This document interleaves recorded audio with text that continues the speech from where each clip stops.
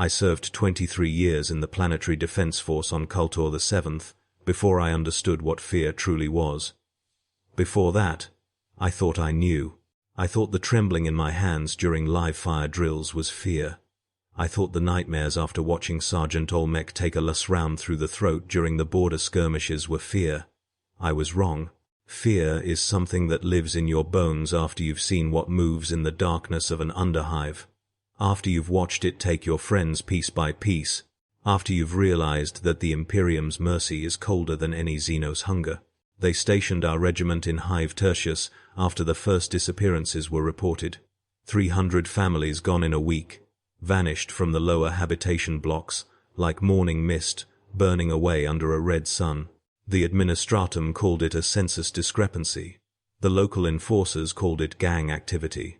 We called it a deployment opportunity, which meant someone higher up was worried enough to waste the Emperor's soldiers on civilian problems. I remember Captain Vrennick's briefing in the transit hab, his voice echoing off corrugated steel walls while 200 of us stood in formation, our flak armor still smelling of the factory sealant. "Standard patrol operations," he said. "Establish Imperial presence. Restore order. Show the citizens that the Emperor protects." The words tasted like ash even then, before I knew what we were facing. Hive Tertius squatted on Caltor's southern continent like a rusty nail driven into diseased flesh, 30 million souls stacked in a column of corroded metal and ferrocrete that reached 6 kilometers into the perpetually grey sky. I'd grown up in a Hive primus on the northern coast, so the smell didn't bother me the way it bothered the rural conscripts. That peculiar mixture of unwashed humanity, industrial lubricant, recycled air that had passed through too many lungs, and the omnipresent incense from the ecclesiarchy shrines on every third level. But Tertius smelled wrong even by Hive standards. There was something underneath the familiar stench, something that reminded me of meat left too long in a broken refrigeration unit, something that made the inside of your nose itch even through a rebreather. We set up our command post in a former enforcer station on level 47, 6 levels below the main commercial districts where sunlight occasionally penetrated through the smog. The building had been abandoned for 3 years after a gang war had killed most of the local Arbites. The bloodstains were still visible on the walls, oxidized to the color of rust. Private Menkis tried to scrub them off during our first week, working at the ferrocrete with industrial solvent until his hands cracked and bled. He gave up eventually. We all did, one way or another. The first patrol went out on our 3rd day. 12 soldiers, led by Sergeant Holland, a 20-year veteran, with a face like cracked leather and eyes that had seen action on 4 different worlds. They were supposed to sweep the habitation blocks below us, levels 50 through 55, and interview the residents about the disappearances. Standard hearts and minds operation. They came back 7 hours later with 11 soldiers. Private Decus didn't return. Holland's report was terse. Lost contact in Block 53 during residential sweep. Subject failed to respond to Vox. Search conducted for 1 hour with negative results. Recommend follow-up investigation at dawn.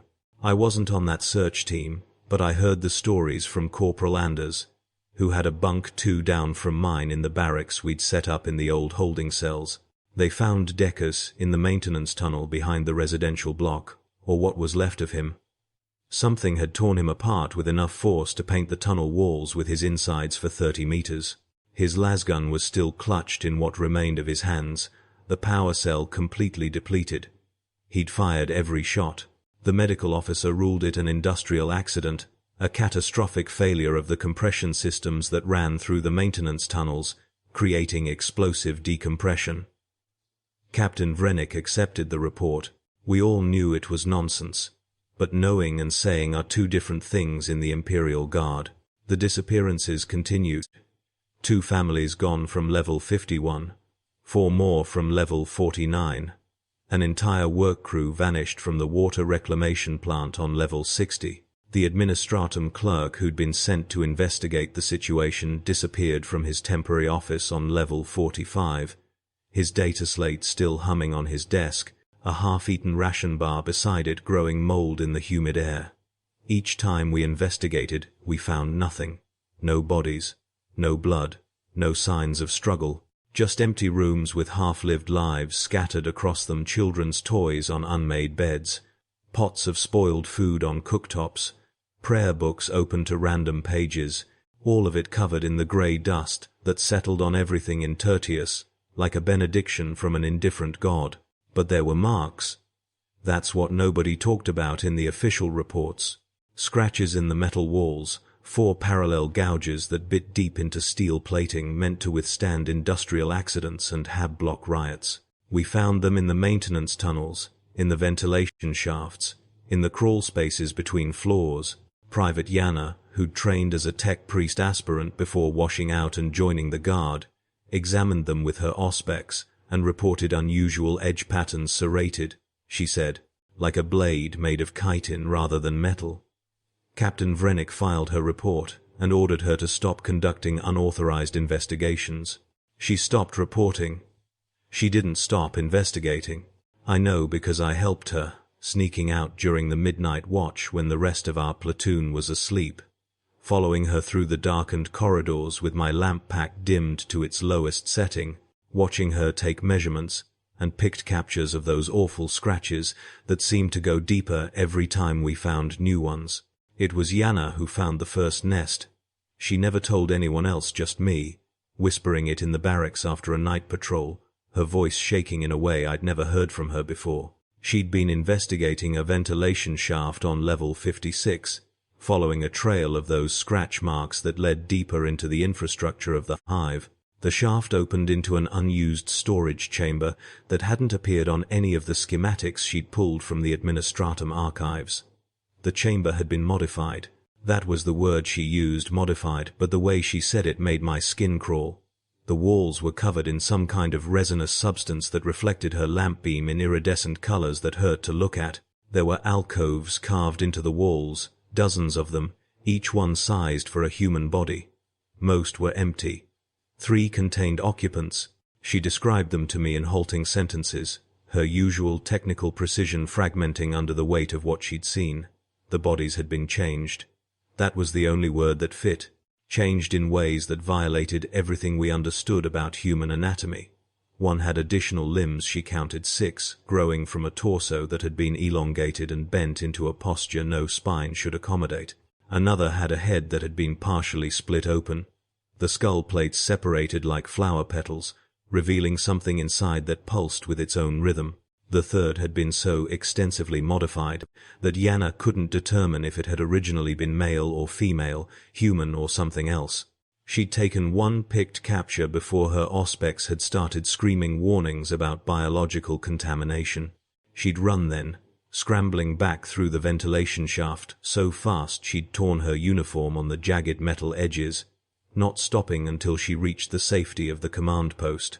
She showed me the picked capture on her data slate, the image grainy and distorted but still clear enough to make my stomach clench. I told her to delete it. She refused.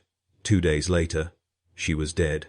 The official report said she'd fallen down a maintenance shaft while conducting repairs, a tragic accident, the kind that happened in hives all the time when people got careless around industrial equipment. They sealed her body in a standard-issue coffin without letting anyone view it.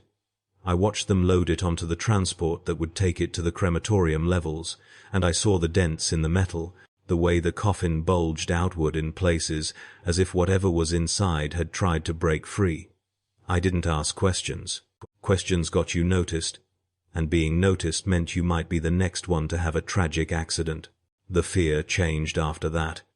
It stopped being something that came and went with the stress of patrol duty. It became constant. A low hum in the back of your mind, like the vibration of the hive's power generators that you could never quite tune out. You started noticing sounds you'd never paid attention to before, the scraping in the walls, the rhythmic tapping from the ventilation shafts, the wet sliding noises that came from the darkness beyond your lamp beam's reach. You started checking the shadows compulsively, snapping your head around at every movement in your peripheral vision, your hand always on your lasgun even when you were supposed to be off duty. You stopped sleeping properly because sleep meant closing your eyes, and closing your eyes meant trusting that nothing would creep into the barracks while you were vulnerable. The others felt it too.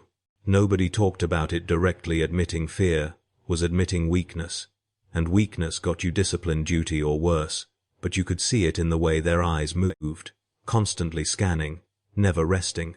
You could hear it in the way conversations stopped when certain topics came up, the silence stretching too long before someone forced a laugh and changed the subject. You could smell it in the sweat that soaked through our uniforms, even on the coolest days. The rank odor of bodies pushed past their normal stress responses into something more primal. Captain Vrenick requested reinforcements after we lost another patrol. This time it was 8 soldiers, including Sergeant Holland, vanished during a sweep of level 62. They'd been maintaining Vox contact every 15 minutes as per protocol, their reports routine and professional, until suddenly there was just silence. The last transmission was Holland's voice saying, "Contact, unknown hostiles, engaging," and then a sound like wet meat being torn apart, and then nothing. The rescue team found their equipment scattered across 3 different corridors, lasguns empty, armor torn open, drag marks leading into the maintenance tunnels. No bodies, never any bodies. The reinforcements arrived 3 weeks later.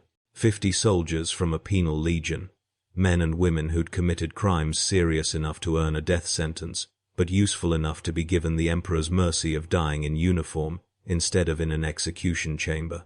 They had the look of people who'd already accepted their deaths, eyes flat and lifeless, moving with the mechanical precision of servitors. Their commander was a stern woman named Castile who had lost her left arm to frostbite during a campaign on an ice world, and replaced it with a crude augmetic that clicked and whirred when she moved. She listened to Captain Vrenick's briefing without expression, then deployed her troops to level 65 and below, the deepest habitation zones, where even the emergency lighting had failed years ago, and people lived in darkness, broken only by candles and chemical glow sticks. They lasted 4 days. On the 5th day, a single soldier from the Penal Legion made it back to the command post, dragging himself up 6 levels on a shattered leg, his flak armor shredded, his face a mask of blood from a scalp wound that exposed his skull. He died in the medical bay before he could give a coherent report, but he kept repeating 2 words over and over. "They're changing. They're changing. They're changing." The medical officer wrote it off as shock-induced delirium. Captain Vrenick ordered the lower levels sealed with emergency bulkheads and posted guards at every access point. It bought us maybe a week. I started seeing them on my patrols. Not the Xenos themselves, I wouldn't see those until much later, but the people they'd touched. The changed ones. They looked human at first glance, but if you watched them long enough, you started noticing the little wrongnesses. The way their joints bent at angles that weren't quite natural. The way their heads tracked movement with too much fluidity, like a serpent following prey. The way they smiled with too many teeth. I saw one in the commercial district on level 43. A woman selling protein paste from a street stall. Her movements just slightly too quick, too precise. When she handed me my ration pack, I saw that her fingernails had been replaced with something that looked like purple chitin, hard and sharp, and utterly wrong on human hands. I reported it. The next day, the stall was empty, and nobody in the district admitted to ever seeing the woman. I stopped filing reports after that. The attacks became more frequent, more brazen. They stopped taking people quietly in the night. They started hunting. A market on level 40 became a charnel house. 80 civilians torn apart in minutes by something fast enough that the security pics showed only blurs of movement and geysers of blood. A shrine on level 38 was found with its congregation slaughtered, their bodies arranged in a circle around the altar, their heads removed and stacked in a neat pyramid before the Aquila. An administratum office on level 52 simply disappeared, not the people inside, but the entire office, walls and floor and ceiling carved out of the Hive structure, as if something had taken a bite out of reality itself. Captain Vrenick was replaced after that. The new commander was a commissar named Halt, a tall man with a face like a blade and eyes like chips of flint. He arrived with orders directly from the planetary governor. Restore order by any means necessary. His first act was to execute 3 soldiers for cowardice after they refused patrol duty in the lower levels. His second was to implement a new doctrine: aggressive expansion. We would no longer simply patrol the upper levels. We would hunt the enemy in their territory, take the fight to them, show them that humanity would not yield even 1 meter of the Emperor's domain without a fight. It was madness. We all knew it was madness.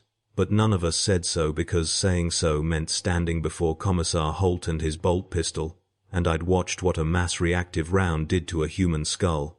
So we went. We descended into the darkness of the lower levels with our lasguns charged, and our combat drugs keeping us alert, and our prayers to the Emperor whispered under our breath, knowing we were being sent to die, but unable to refuse without dying anyway. At least in the tunnels we had a chance. At least there we could fight. I saw my first Genestealer on level 73. We were sweeping a hab block that had been silent for weeks, 3 squads working in coordination, covering each other's angles the way we'd drilled 1,000 times. The block was wrong from the moment we entered: too quiet, the air too still. That smell I'd been noticing for months now thick enough to taste. The walls were covered in that resinous substance I'd heard Jana describe, pulsing softly with bioluminescence that made the shadows move in ways that defied the laws of physics. We found the bodies in the residential units. Dozens of them. Hundreds maybe. All changed. Some were still alive, if you could call it living. They looked at us with eyes that held recognition and pleading, and something else, something that might have been gratitude when we put last rounds through their skulls and ended their transformations before they could complete. It came out of the ceiling. I never saw it enter, never heard it approach. One moment I was checking a doorway. The next moment, Private Ters was screaming as something slammed into him from above with enough force to drive him to the floor. It moved like nothing I'd ever seen, too fast to track, a blur of purple chitin and impossible musculature. It had 4 arms, each ending in claws that could punch through flak armor like paper. Its head was an elongated dome of chitinous plates, eyeless but clearly aware of exactly where each of us stood. Ters got off 1 shot before it tore his arm off at the shoulder. The rest of us opened fire, our lasguns painting the corridor with brilliant las light, but it was already moving, already too fast, already among us. It killed 4 soldiers in as many seconds. Not killed, dismantled. Precise. Surgical strikes that opened throats and pierced hearts and separated heads from bodies with the efficiency of a trained butcher. I saw Corporal Anders try to bring his lasgun to bear and lose his hands at the wrists, the stumps cauterized by the creature's claws before he could even start bleeding. I saw Private Menkis fire a full power pack at point-blank range, every shot striking home, and the creature didn't even slow down, the last round scorching its carapace but failing to penetrate deep enough to matter. I lived because Sergeant Routh threw himself at the thing with a melter charge. He managed to activate it before the creature gutted him, and the blast vaporized them both in a flash of heat that turned my eyebrows to ash and left purple afterimages burned into my retinas. The rest of us ran. We abandoned the hab block, abandoned the mission, abandoned our dead and dying, and ran back to the access points as fast as our legs could carry us. Out of 12 soldiers who entered that hab block, 3 made it back to the command post. I was one of them. Commissar Halt executed the other 2 for cowardice. I lived because I'd recovered Sergeant Routh's dog tags before fleeing, proof that I'd at least attempted to honor the fallen. That, and because Halt needed bodies for the next patrol. The thing nobody tells you about fighting Genestealers is that the physical combat is the least of it. The real horror is what comes after. 3 days after that hab block, I started noticing changes in myself. Small things at first. My peripheral vision seemed sharper. I could see better in low light. My reaction time improved. I'd catch a falling ration pack before I consciously registered it dropping. I told myself it was just combat conditioning, my body adapting to the stress of constant vigilance. Then my fingernails started turning purple at the roots. I kept it hidden. Wore gloves constantly, even in the sweltering heat of the barracks. Made excuses when people noticed. Told them I'd injured my hands during the patrol, that the medical officer had prescribed keeping them covered. Nobody questioned it. Everyone had their own injuries, their own little secrets. The hive was full of radiation and industrial toxins and 1,000 other hazards that did strange things to human tissue.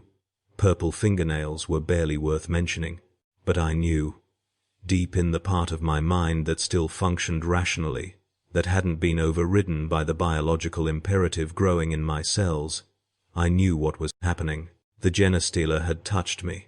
Not physically, I'd never gotten close enough for that, but in some other way. Through the air, maybe. Through spores. Through some method of transmission that the Imperium's medical science didn't understand or couldn't acknowledge. It had planted something in me during that encounter, some fragment of its biology that was now rewriting mine from the inside out, transforming me cell by cell into something that would serve the swarm. The fear changed again. Before, I'd been afraid of them, the Xenos in the darkness, the monsters that killed my friends.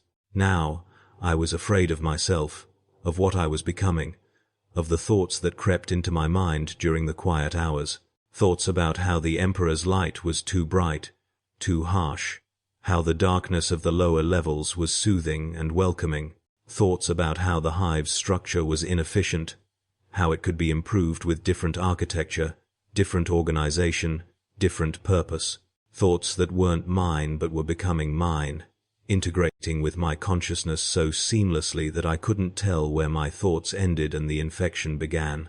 I wasn't alone. That was almost the worst part, realizing that others were changing too. You could see it if you knew what to look for. The way Private Kelton's eyes reflected light at night like an animal's. The way Corporal Cien's had developed a tic, a repetitive movement of her head that wasn't quite natural. The way Sergeant Brand had started spending hours in the darkest corners of the command post, claiming he was performing security checks but really just standing there in the shadows, motionless, waiting. We recognized each other, the changed ones. We didn't speak of it, didn't acknowledge it, but when our eyes met across the barracks or in the corridors, there was an understanding, a shared knowledge of what was happening and the absolute impossibility of stopping it. Commissar Halt noticed eventually. Not the specific cases, he was too busy managing the collapse of our entire operational zone to pay attention to individual soldiers, but the general deterioration of unit cohesion, soldiers missing formations, orders not being followed, a pervasive atmosphere of wrongness that even his executions couldn't suppress. He called for an inspection, a full medical sweep of every soldier in the regiment. I knew what that meant. They'd find the changes. They'd identify the infected, and then they'd purge us, because that's what the Imperium does with contamination, burns it out completely, even if it means destroying everything around it. I ran before the inspection could take place. I wasn't the only one. 47 soldiers deserted that night, slipping out of the command post in the darkness, disappearing into the lower levels where we knew the Commissar's authority didn't reach. We found each other down there, gathering in an abandoned fabrication plant on level 81, drawn together by instincts we didn't understand but couldn't resist. There were others waiting when we arrived, not soldiers, but civilians, hundreds of them, all changed in various stages of transformation. Some still looked mostly human, others had progressed further, their bodies already twisted into new configurations. And there were the pure ones, the Genestealers themselves, a dozen of them arranged around the perimeter of the chamber, watching us with eyeless attention. One of them approached me. I should have been terrified, should have fought or fled or at least raised the lasgun I'd brought with me. But the fear was gone. It had been replaced by something else, curiosity maybe, or acceptance, or the simple biological recognition that I was in the presence of my progenitor, the source code that was rewriting my genome. It reached out with one of its lower claws and touched my forehead, almost gently, and I felt something click into place in my mind. Not pain, not even discomfort, just a sudden expansion of awareness, like waking from a dream I hadn't known I was having. I understood then. Not everything, the full scope of what the Genestealers wanted, what they were building, was still beyond my newly transformed cognition. But I understood enough. They weren't just killing. They weren't even just converting. They were gardening. cultivating, taking the raw material of humanity and refining it, improving it, adapting it for a purpose that would become clear when the harvest came. We were seeds they'd planted in the hive, and now we were beginning to sprout, breaking through the soil of our old lives and reaching toward a light that human eyes couldn't perceive, but which burned brighter than any sun. The changes accelerated after that. My fingernails became claws, hard and sharp, and perfectly designed for gripping and climbing. My spine elongated, adding vertebrae that gave me new flexibility and leverage. My vision expanded beyond the visible spectrum, showing me heat signatures and electromagnetic fields and other patterns that had always been there, but which human senses were too crude to detect. My mind expanded too, making connections I'd never been capable of before, solving tactical problems that would have been beyond me just days ago. I was becoming something better. That's what I told myself. That's what the instinct growing in my brain whispered constantly. You're becoming something better. But there was still enough of the old me left to doubt, to question, to look at my transformed hands and feel horror beneath the satisfaction.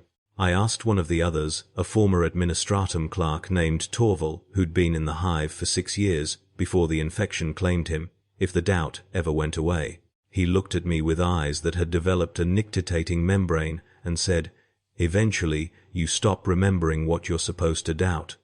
The old thoughts fade. The new ones feel natural. By the time you're fully changed, you won't remember being human. You'll know you were, but it won't mean anything. Like remembering a dream from childhood." We had work to do. That became clear in the gatherings that took place in the lower levels, great congregations of the changed, where the pure ones communicated their needs through gestures and pheromones and direct neural impulses that bypassed language entirely. The hive needed to be prepared. Not destroyed, we weren't here to destroy, but transformed. Made ready for the arrival of something larger, something that was coming from the stars, something that would need the hive intact and functioning when it arrived. We spread through the levels, quiet and careful, infiltrating the systems that kept Tertius alive. We took positions in the water reclamation plants, the power generators, the air circulation systems.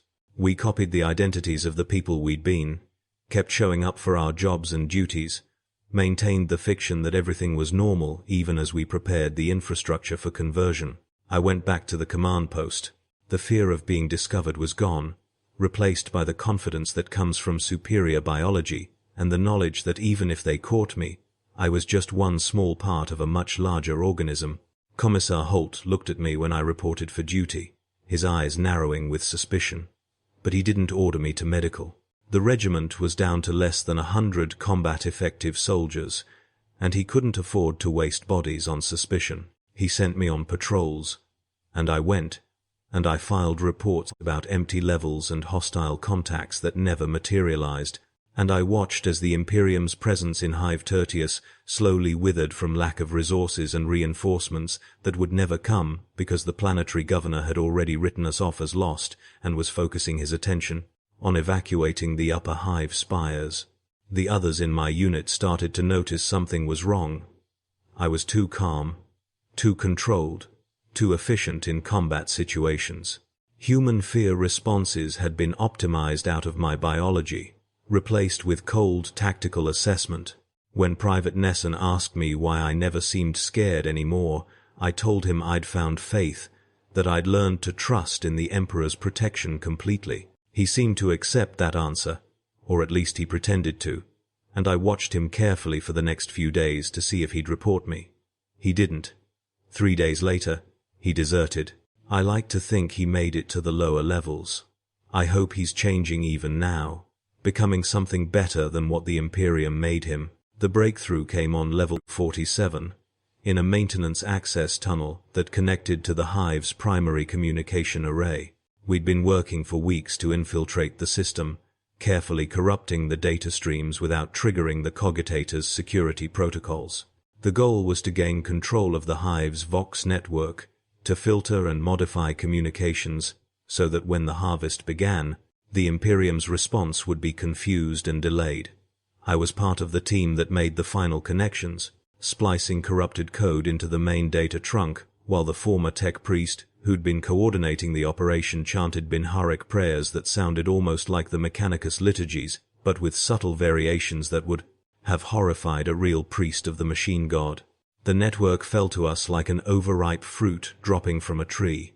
One moment it was secure, the next it was ours. Its machine spirit subverted by our altered code, its loyalties rewritten to serve new masters. Through it, we could see everything, every Vox transmission, every data query, every security alert across the entire Hive. We saw that the upper spires were already being evacuated, the wealthy and powerful fleeing off-world, while leaving the lower levels to their fate. We saw that the planetary defense force was gathering for a final assault on the lower Hive, planning to collapse the entire structure below level 40 and entomb whatever was down there in millions of tons of rubble and ferrocrete. We saw that Commissar Halt had requested orbital bombardment as a last resort if the ground assault failed. We had perhaps a week before they acted, maybe less. The Pure Ones communicated their response through the network of changed humans that now extended throughout the entire Hive. The harvest would begin early. We would take the upper levels by force, convert or kill anyone who resisted, and prepare the Hive for the arrival of the fleet that was already in system, already burning toward Caltor the 7th, with holds full of organisms that would strip the planet bare and reforge it into something new. I was assigned to the assault team targeting the command post.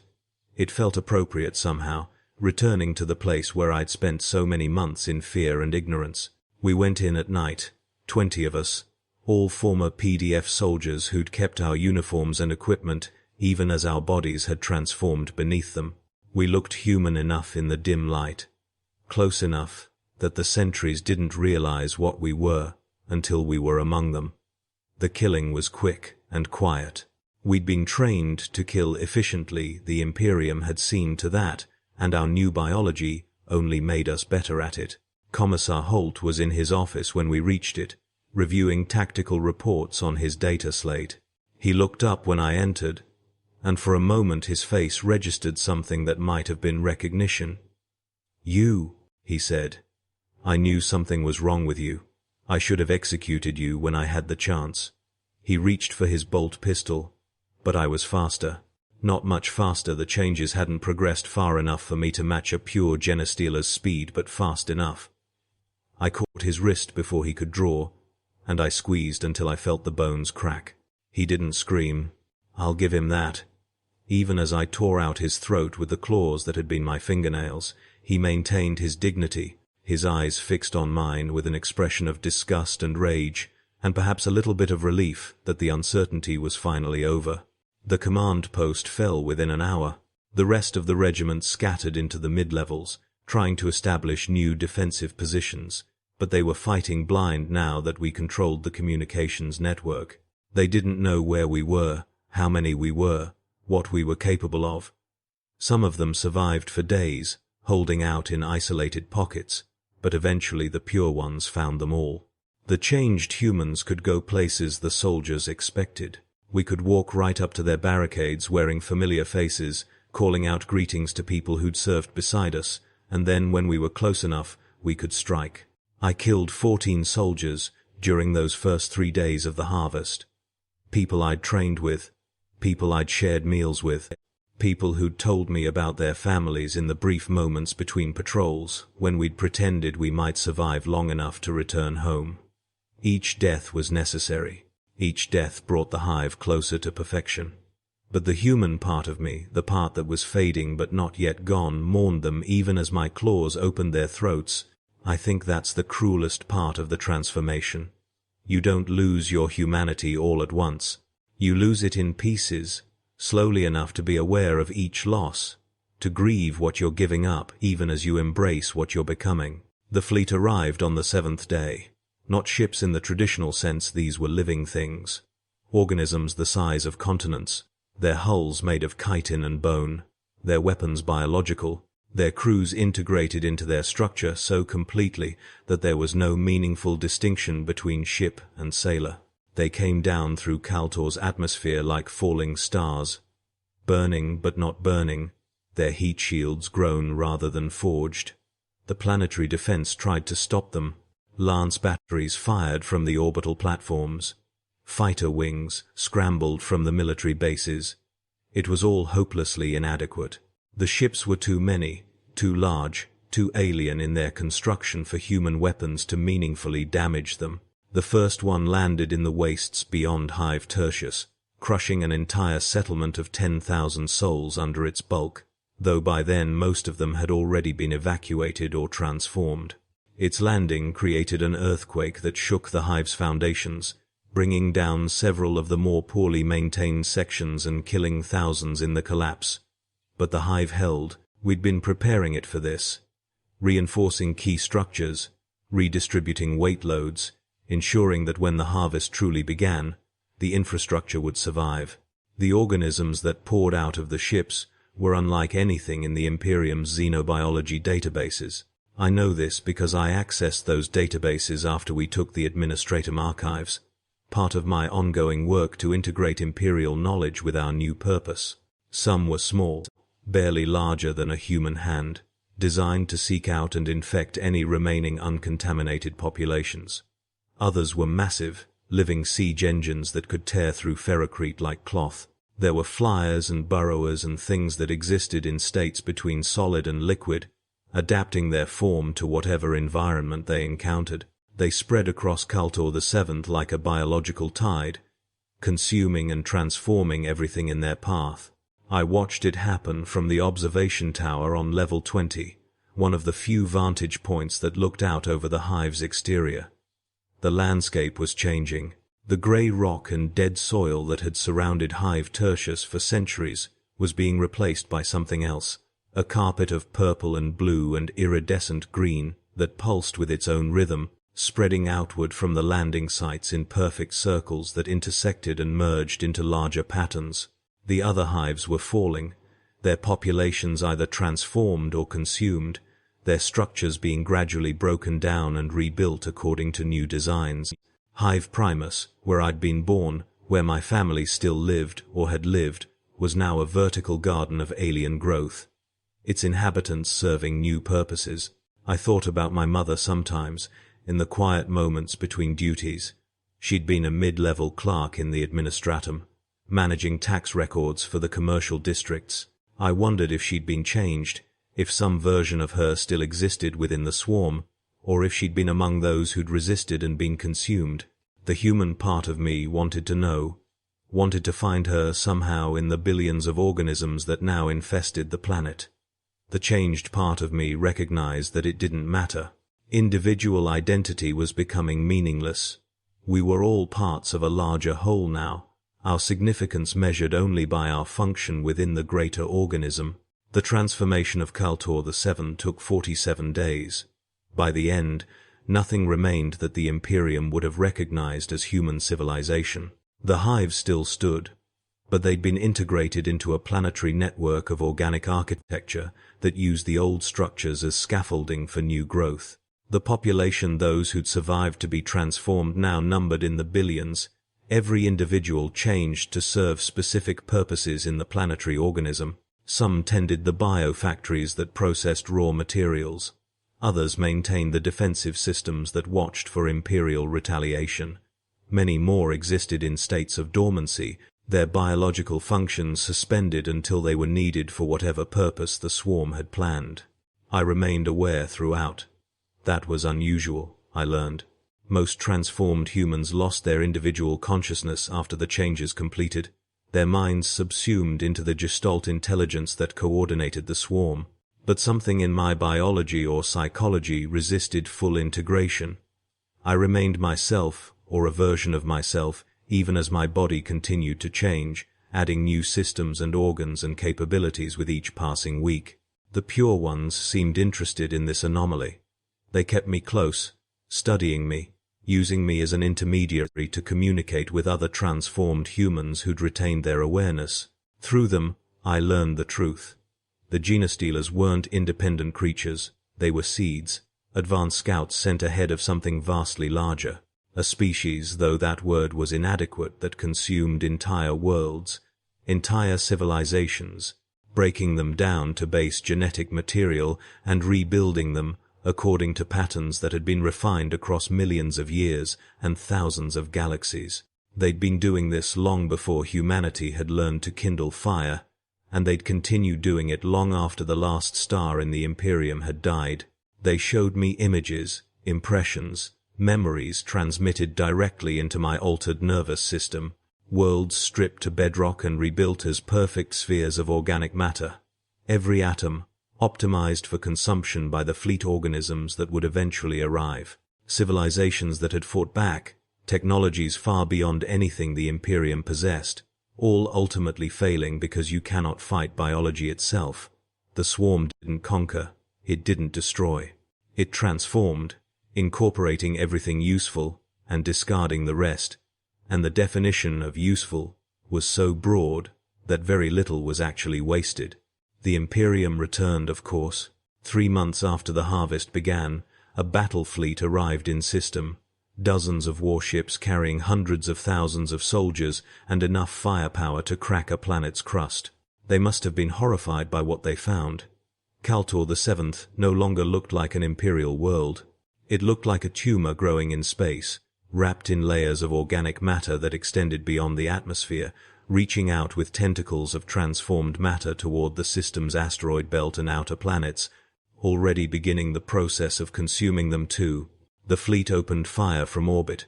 Lance strikes and torpedo barrages and macro-cannon bombardments that turned the planet's surface into a hell of superheated plasma and vaporized stone.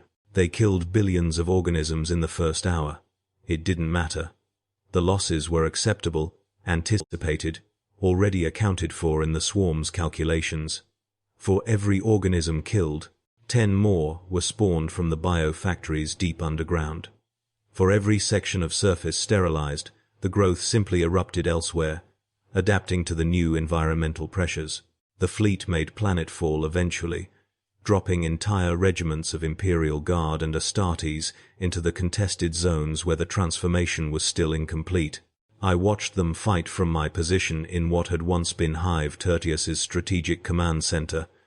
They were brave, they were skilled, they were fighting with a desperation born of the knowledge that if they failed here, the swarm would spread beyond Caltor the 7, infecting other worlds, turning the sector into a breeding ground for horrors that would make the Genestealers look like a minor nuisance.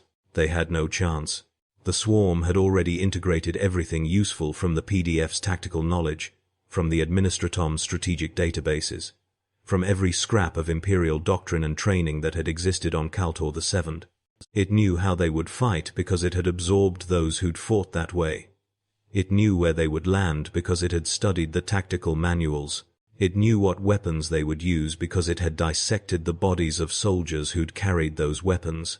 The battle wasn't even a slaughter. It was more like digestion. Some of the Imperial soldiers realized what was happening. You could see it in their movements, the way their initial confidence gave way to confusion and then horror as they understood that everything they did, every tactic they tried, had already been anticipated and countered. Some broke and ran. Some stood and fought until the swarm overwhelmed them. A few managed to fight their way back to their landing craft and escape off-world, carrying with them reports that would eventually reach Terra and prompt responses that wouldn't come in time to save this sector.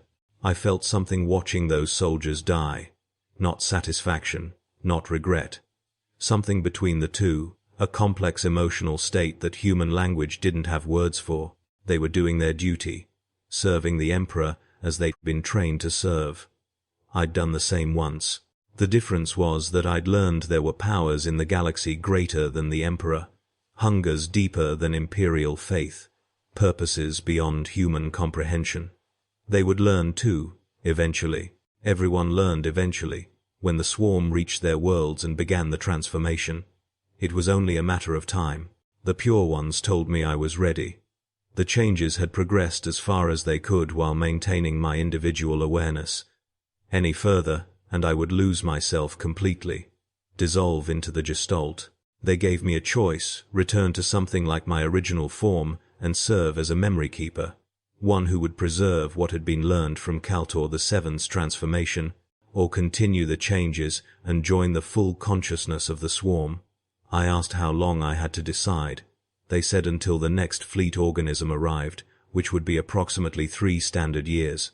I chose to wait. I'm still waiting now, recording these thoughts in the quiet periods between duties, trying to preserve something of what I was, even as I acknowledge what I've become. I don't know if these words will mean anything to whoever finds them, assuming anyone does. Maybe they'll be discovered by Imperial forces when they eventually glass this planet from orbit, which seems inevitable given the sector's strategic importance. Maybe they'll be found by other transformed humans who'll read them and remember that they too were once something else. Maybe they'll simply decay and be consumed by the organic matter that covers everything now. I think about fear sometimes, about how it felt in those early days when I didn't understand what was happening, when the darkness held only threats and mysteries. I understand now why the Imperium teaches its citizens to fear.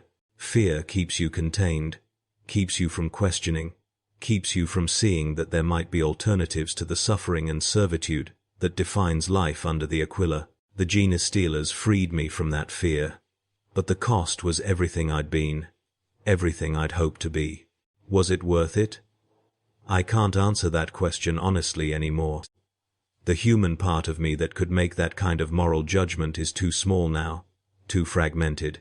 It's like asking an individual cell in your body if it regrets its function.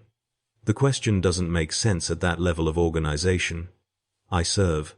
That's what I do now. That's all I am.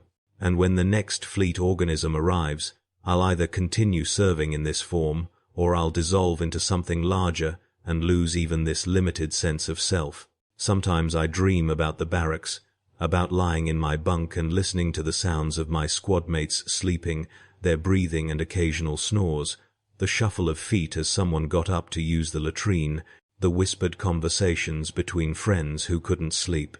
I dream about patrol duty, about the weight of the lasgun in my hands and the smell of the lamps and the way my breath fogged in the cold air of the lower levels. I dream about fear and duty and belonging to something comprehensible, even if that something was cruel and indifferent. Then I wake, and I remember what I am now, and I return to my duties, and the dreams fade like morning fog burning away under an alien sun. This is what I've become. This is what we've all become. Everyone on Caltor the Seventh, everyone in the sectors the swarm will reach next. The Imperium calls us lost, traitors, heretics. They're not wrong, but they're not right either. We're not lost, we've been found. We're not traitors, we simply serve new masters. We're not heretics, we've moved beyond the framework, where heresy has meaning. The fear is gone. That's the important thing. The fear that defined my existence for 23 years in the PDF. The fear that kept me obedient and faithful and contained. It's gone, replaced by purpose and certainty, and the knowledge that I'm part of something vast and ancient and inevitable. Whether that's better or worse than what I was before, I honestly can't say anymore. But it's what I am now, and I'll be this until either the Imperium ends me or the swarm absorbs me completely. I served the Emperor for 23 years. I've served the swarm for less than 1. Already that service feels more meaningful, more genuine, than all those years of prayers and duty and faith. Make of that what you will. I've stopped trying to understand it. I just record it, preserve it, and wait for whatever comes next, knowing that whether I remain aware to see it or not, the transformation will continue, spreading across the stars like a tide that no force in the galaxy can hold back forever. This is what fear becomes when it's finally stripped away. This is what waits in the darkness of the Hive, in the spaces between stars, in the blind spots of Imperial consciousness. Not death. Not oblivion. Something worse and better than either transformation into something that serves purposes beyond individual comprehension, that exists as part of something so vast that human minds can only grasp fragments of its scope. I was afraid of the dark once. Now I am the dark, and I welcome all who come seeking it.